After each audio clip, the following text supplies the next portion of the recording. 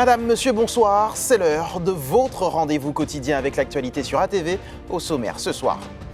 Les prévenus mis à l'épreuve dans l'affaire de la retraite de Serge Letchimy. Le président du conseil exécutif de la CTM, mais aussi Didier Laguerre, Yvon Paquette et Max Bunot ont été mis face à leurs contradictions par le parquet financier. On en parle dès le début de cette édition. Dans ce journal aussi, Menelik Surena entre regret et rancœur. Accusé d'avoir tué Nelson Williams et d'avoir tenté de tuer son cousin, le prévenu a livré sa version des faits au deuxième jour de son procès aux assises. Un témoin de la scène a aussi été entendu. Comment adapter son alimentation lorsque l'on est atteint d'un cancer du sein? C'est la réflexion commune menée par une nutritionniste diététicienne et l'association Amazon. Elles présentent leur ouvrage Miam, la santé dans l'assiette. Et on prend tout de suite la direction de Paris pour la deuxième journée du procès de Serge Letchimy, Didier Laguerre, Yvon Paquette et Max Bunot. Les 4 hommes comparaissent pour détournement de fonds publics dans le cadre de la retraite de Serge Letchimy. Longuement entendus à la barre, ils ont été mis en grande difficulté par le parquet financier. On fait le point avec Loïc Régis.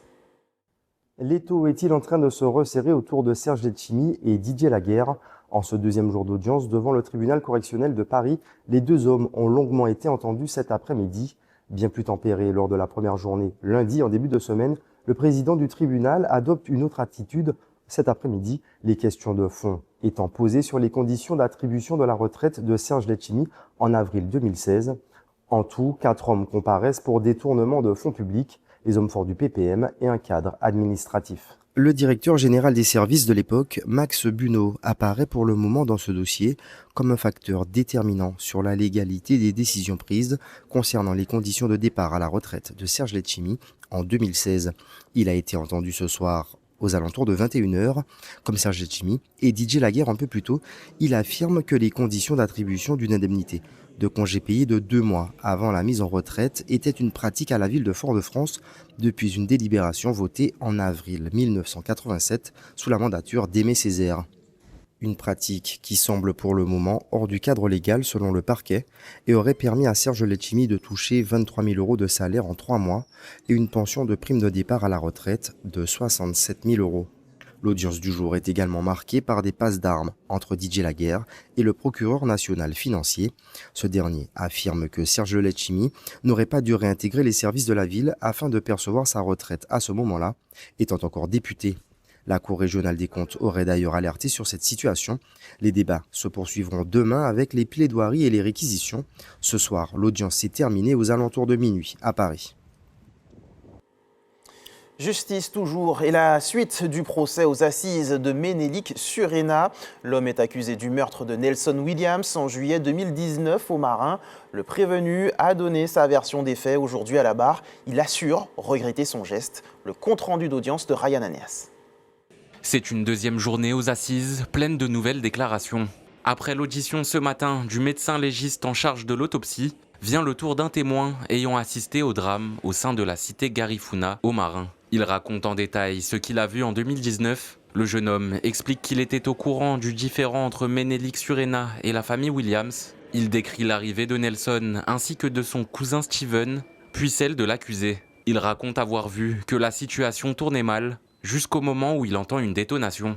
La famille du jeune homme décédé est présente ce matin. Sa mère réagit à notre micro après cette matinée d'audience. Je suis partagée entre l'horreur de ce que je peux entendre parce que les faits sont d'une extrême violence, la peine et la colère aussi parce que c'est compliqué. C'est compliqué d'entendre que son fils a été abattu alors qu'il a supplié de ne pas le faire. C'est une exécution. Ce sont les termes qui sont ressortis en tout cas. Pour moi, c'est une exécution. C'est dur. C'est cruel. Après cette matinée, vient le tour de l'accusé de passer à la barre. Il déclare que Steven, le cousin de la victime, se serait approché dangereusement vers lui et ce serait à ce moment-là que Menelik Surena aurait sorti son arme pour tirer sur lui. Il explique également la genèse des différends entre le père du défunt et lui, un conflit qui ne se serait jamais arrêté. Il déclare regretter son geste, mais éprouve encore aujourd'hui de la rancœur. Honnêtement, alors c'est mon avis qui est purement subjectif, personnel, peut-être biaisé par la situation. honnêtement, j'ai l'impression d'avoir un acte de terrorisme face à moi, où on a quelqu'un à terre qui supplie de laisser en vie. Il venait d'obtenir son diplôme, il allait entamer son master. Il n'a pas eu le temps d'apprendre qu'il avait eu son master. On l'a su 3 jours après les faits. Donc, c'est-à-dire que c'était un jeune homme plein d'avenir qui n'a pas eu le temps de mettre en œuvre ce qu'il avait à mettre en œuvre. Un jeune homme qui n'était que de passage dans cette cité du Marin et à qui on a demandé ce qu'il faisait là. Aujourd'hui, la famille de la victime souhaite prendre la parole et réclamer justice. Je me rends compte, je ne ferai jamais le deuil. Je ne pourrai pas. Ce n'est pas ce procès qui fera que. Par contre, j'ai besoin d'une peine. Je ne peux avoir que ça. Je ne peux pas avoir mon fils, malheureusement. J'ai besoin de cette peine. J'ai besoin d'une peine ferme, une vraie peine. Et on espère que vendredi, la peine, elle sera à la hauteur. Oui. Et en l'occurrence, on veut une peine à la hauteur du crime, certes, mais aussi assortie d'une peine de sûreté pour être sûr que cette personne va croupir en prison de longues années. Une peine de sûreté incompressible. Une peine qui sera prononcée ce vendredi, tout comme les réquisitions de l'avocat général. En attendant, le procès continuera dès demain matin avec l'audition d'un psychiatre, mais aussi d'un expert balisticien. À la une aussi de l'actualité, la diététicienne nutritionniste Livia Rosil et l'association Amazon présentaient ce matin Miam, la santé dans l'assiette. Un recueil de recettes et de bons conseils à destination des patientes atteintes d'un cancer du sein. Objectif, montrer que l'alimentation est un élément crucial de leur parcours de soins. Les explications de Jean-Marc Carton. Ce sont des recettes de cuisine adaptées aux personnes qui sont en parcours de soins. Un atelier entre démonstrations culinaires et temps d'échange pour comprendre comment les recettes locales peuvent aider les femmes touchées par un cancer du sein.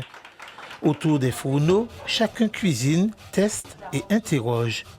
Viviane, elle, apprend une méthode simple pour l'intégrer à son quotidien. J'ai appris plein de choses avec des produits que je n'aime pas du tout. Et le fait de les utiliser avec d'autres produits que moi j'aime bien, ça me fait les manger. Comme le gombo par exemple, j'ai horreur de ça.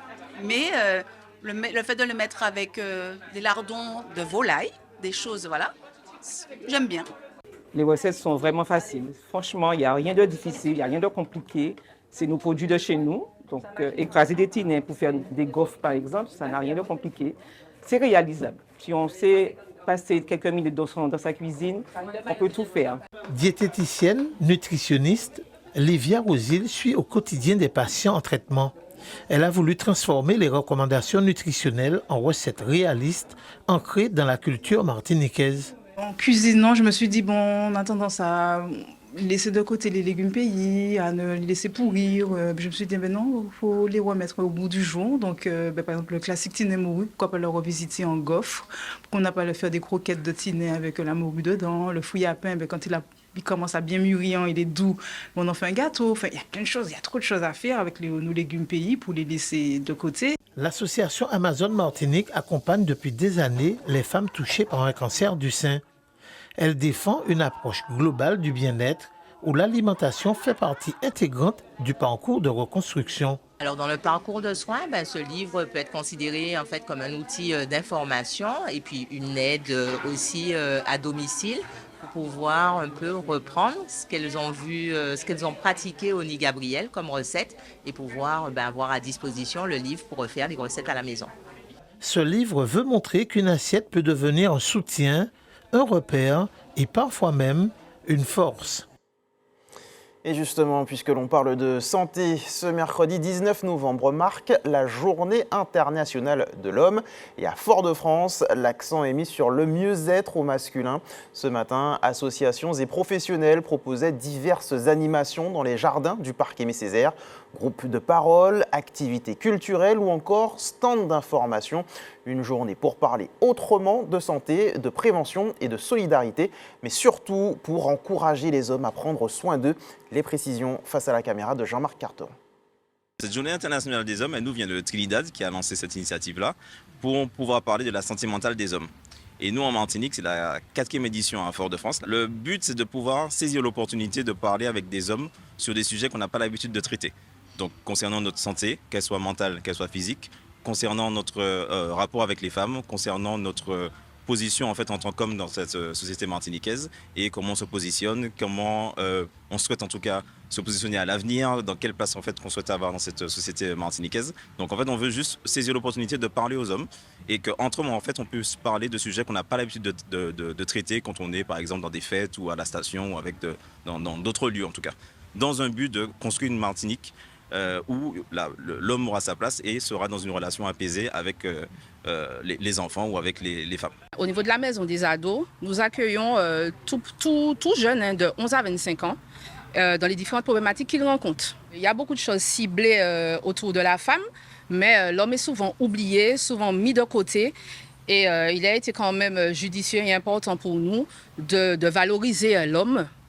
Pas seulement le valoriser dans tout ce qui est négatif, puisque c'est surtout ce qui ressort, mais le valoriser aussi dans tout ce qui est dans tout le positif, quoi. Dans le cadre du mois de l'économie sociale et solidaire, Mirka Odona organise demain Talent 45+, un rendez-vous créé pour célébrer la résilience et l'élan après 45 ans. Mirka Odona est notre invitée ce soir.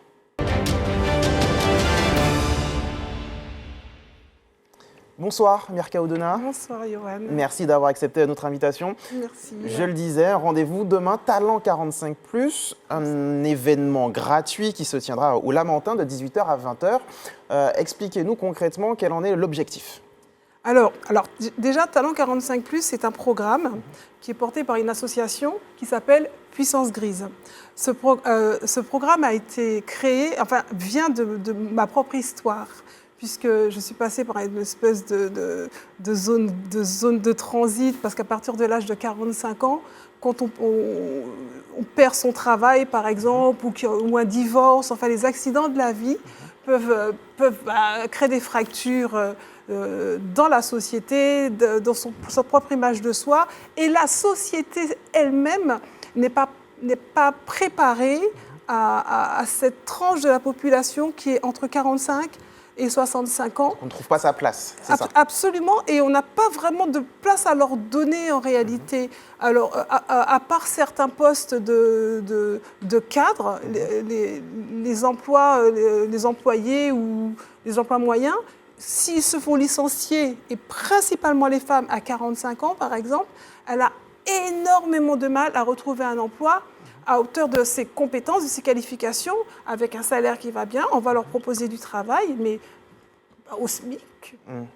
Et bien souvent, ils vont l'accepter parce que nécessité fait loi, mais derrière, ça crée des états de déprime, et des choses comme ça. Donc vous créez ce projet? Oui, pour donner une lumière, redonner la place à cette tranche de la population entre 45 et à peu près 65 ans qui veulent rester actives, utiles. Talent 45+, s'appuie sur 3 axes.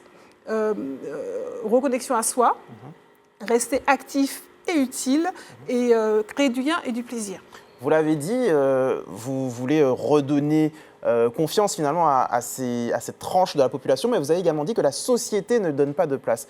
D'un point de vue de la société, comment changer les choses, comment changer les mentalités? Est-ce que ça rentre aussi en compte de ces rendez-vous Talent 45+? Absolument. Alors, il y a des prémices de choses qui commencent à changer. On commence déjà à parler non plus de seniors, mais de 50+. Notamment, l'État a sorti... C'est important de nommer les choses comme ça? Vous savez, la société, en termes de démographie, les choses ont évolué, les gens vivent de plus en plus longtemps, en meilleure santé parce que la médecine aussi a évolué, et les gens ont appris aussi également que l'alimentation, y est pour beaucoup. Donc, on vit de plus en plus longtemps et en meilleure santé, mais cette tranche-là de population de 45, je dis à peu près à 65 ans, ce sont un peu les grands oublis. Que va-t-on retrouver demain à ce rendez-vous? Alors demain, ça serait, dans le cadre du mois de l'ESS évidemment, on a trouvé important, parce que je suis accompagnée par la CRES, on a trouvé important de lancer la première activité de Talent 45+, au mois de novembre.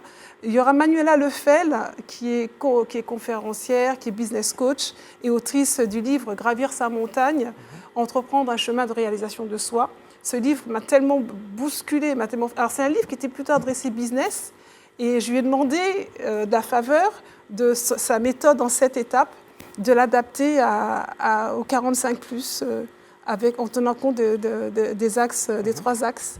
Et à la fin, un travail formidable. Et c'est un cadeau qu'elle nous fait. Donc on aura cette conférence et la possibilité pour les gens qui viennent d'échanger peut-être avec elle, d'échanger ensemble également. Échanger, elle va vraiment vous donner des clés. Et c'est de la générosité à l'étape. On vous offre, c'est gratuit. Et voilà. Dernière question, Mirka Odona. Donc rendez-vous demain, vous l'avez dit, cela fait partie d'un projet plus large. Quels seront les autres rendez-vous? Les dates sont-elles déjà décidées? Avez-vous déjà des pistes? Le prochain rendez-vous, la date est déjà décidée. Je comptais l'annoncer demain en exclusivité, mais bon, ça sera ce soir. Vous êtes sur notre plateau, ça peut être ce soir. Ça sera ce soir. Ça sera... alors, en tout cas, ça sera... J'ai plus le nom de l'atelier, mais ça sera du coaching en images pour retrouver de l'élan et de la confiance. Le premier atelier sera le 20 décembre, uniquement féminin. Et en février, ça sera pour les hommes, juste un peu avant la Saint-Valentin. Voilà. Soit pour redonner un petit coup de boost au couple, ou soit pour trouver ce qui est à trouver. L'âme sœur. Merci beaucoup, Mirka Odona, d'avoir accepté notre invitation. Rendez-vous donc demain pour ce premier rendez-vous à 18h au Casse de Pelletier, au Lamentin, pour Talent 45+. Merci à vous. Merci infiniment. Ouvrons à présent notre page des sports avec du basket et la fin de la 5e journée du championnat de pré-national hier soir. Et puis en football, retour sur le match nul des Matinino face à la République dominicaine.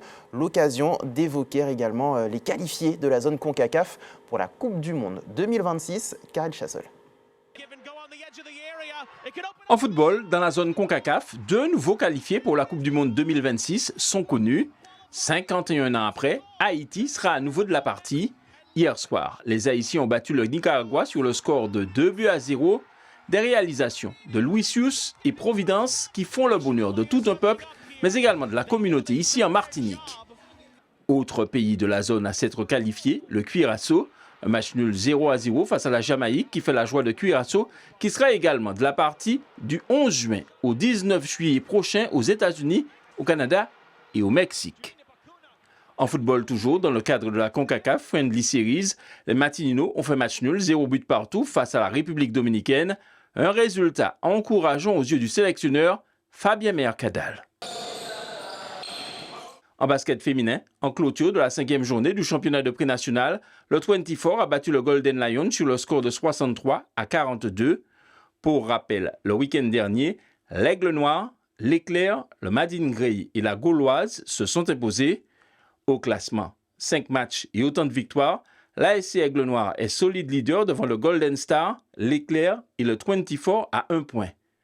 En bas de tableau, on retrouve le Golden Lion, l'Arsenal et l'Aiglon du Lamentin. En futsal, on jouait le week-end dernier la 8e journée du championnat. À cette occasion, Casablanca FC recevait le FC Floréal. Une rencontre plutôt équilibrée qui a tourné à l'avantage des Floréalais. Ils s'imposent 5-2. Récit du match, Karel Chassol et Marc Michel. D'entrée, le FC Floréal prend le jeu à son compte et se montre dangereux, mais il ne concrétise pas ses opportunités. Et contre le cours du jeu, Casablanca FC ouvre la marque par Maël Bambou à la 13e minute. Ce dernier a même l'occasion de doubler la mise, mais son jet franc est repoussé par le portier foyalais. À la pause, Casablanca FC mène 1-0. À la reprise, le FC Floréal accentue la pression. Il obtient un pénalty suite à une faute de main. Il est transformé par Emmanuel Germani. Et les hommes de Rudy Huogon obtiennent un deuxième pénalty. Brandon Tonnet le concrétise, le FC Floréal mène 2-1. Il s'offre même un doublé quelques minutes plus tard.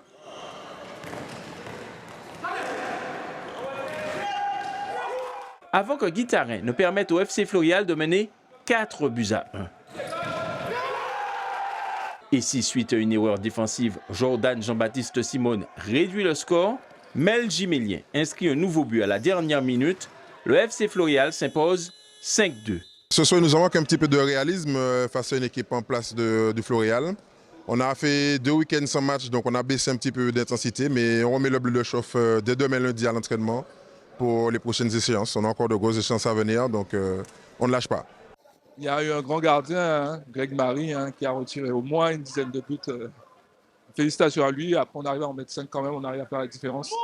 Et ça, c'est pas mal, sur 2 pénaltys. Puis après, on fait un 5-2. Donc il y a eu des bonnes phases de jeu. Outre la victoire du FC Floréal, notez celle logique de la relève lamantinoise face à Caribbean Osmose.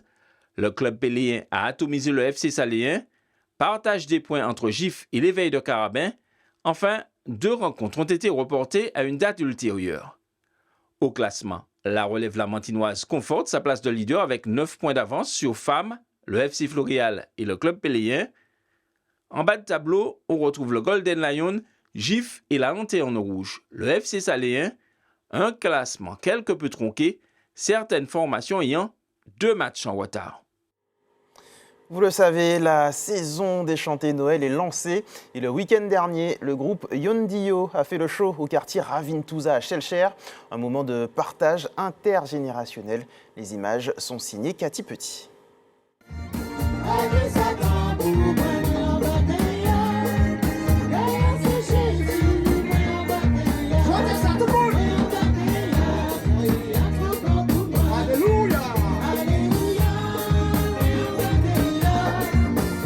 Elle était super pour déjà le premier.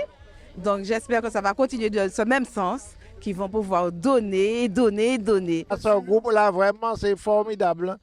Et j'ai recommencé à l'apprécier.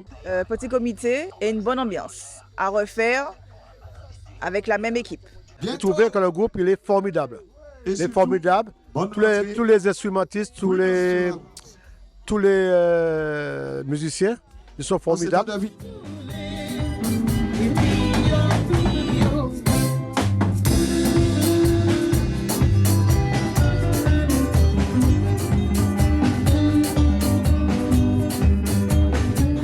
Noël, c'est important.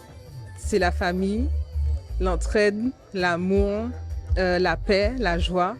Donc, c'est très important et on a ça chez nous depuis longtemps. Ça commence à se perdre, alors il ne faut pas que ça se perde. Il faut que ça reste. Surtout nos chanter Noël là, c'est au top. On ne va pas chipoter sur les ritournelles. Bon, c'est vrai qu'il y a des ritournelles, mais on reste toujours sur la tradition. Toujours dans la tradition de Noël, surtout. Toujours la tradition.